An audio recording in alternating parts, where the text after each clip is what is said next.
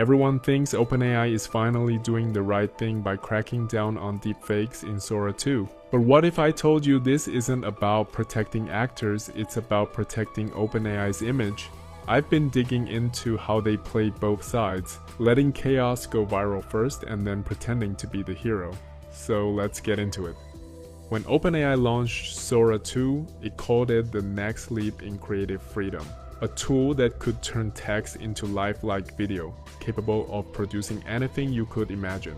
For weeks, the internet was filled with clips people swore were real. Movie scenes, celebrity cameos, even fake interviews that looked authentic enough to fool anyone. It was breathtaking, it was terrifying, and it was exactly what OpenAI wanted.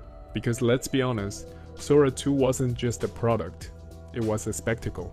OpenAI knew that virality sells. The more unbelievable the videos, the more attention the company got. And the deepfakes? They were the spark that set everything on fire. People started generating fake footage of actors, politicians, and influencers, all using Sora. The tool that was meant for creativity quickly became the internet's favorite playground for imitation. At first, OpenAI stayed quiet. The company let the chaos unfold, riding the wave of hype. Everyone was talking about Sora 2. The results were everywhere on YouTube, TikTok, even news clips that accidentally aired AI-made videos thinking they were real. The message was clear.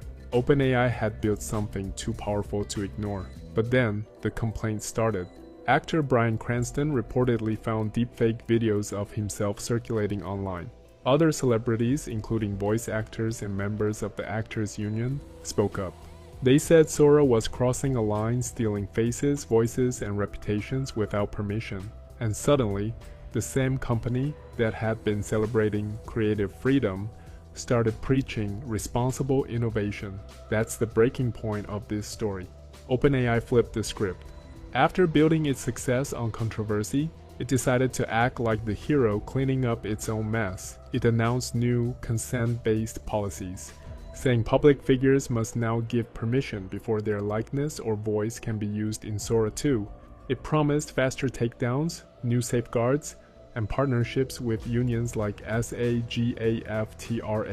The company even paused content generation for historical figures after backlash from the estates of Martin Luther King Jr. and others. At face value, it sounds like a responsible step forward, but the timing tells a different story. OpenAI could have implemented these guardrails from the very beginning. It could have built Sora 2 with consent, verification, and ethical oversight baked in. But it didn't. It waited. Because controversy drives engagement, and engagement drives growth. Only after the internet turned against it, and after celebrities started calling out the misuse of their likeness, did OpenAI decide to play savior. It's a clever strategy. The company gets to win twice. First, it gains traction by letting users do whatever they want. Then, when things go too far, it steps in with new protections and earns praise for doing the right thing. It's a PR balancing act, feed the chaos, then claim the cleanup. OpenAI wants to position itself as the voice of ethical AI while still operating at the edge of what's acceptable. It wants freedom without consequences, creativity without responsibility. It's trying to be both the revolutionary and the regulator. This is not a one-time mistake, it's a pattern. The company pushes boundaries, waits for backlash, and then uses the controversy as fuel to build credibility. When users complained about AI stealing artists' styles, OpenAI promised new watermarking tools. When ChatGPT was accused of misinformation, it introduced trust features. Now, when actors complain about deepfakes, it's talking about consent systems. Each time the company responds not out of foresight, but out of convenience. The truth is, OpenAI could have taken the high road early on, but it didn't, because the high road isn't viral. What gets attention are the deepfakes, the leaks, the headlines, and once the outrage hits, the company flips its image, acting as if it had been responsible all along. This approach works because people want to believe in good intentions. They want to think the company that gave us ChatGPT and Sora is learning and improving. But behind that narrative is a cycle of opportunism. Push limits, grab headlines, pull back, repeat. So yes, OpenAI's new restrictions on Sora 2 are being celebrated online.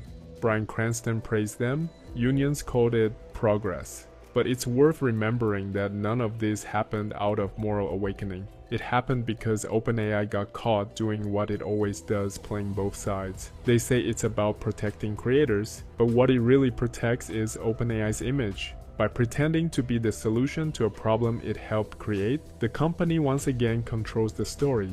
That's not innovation, that's manipulation dressed as ethics.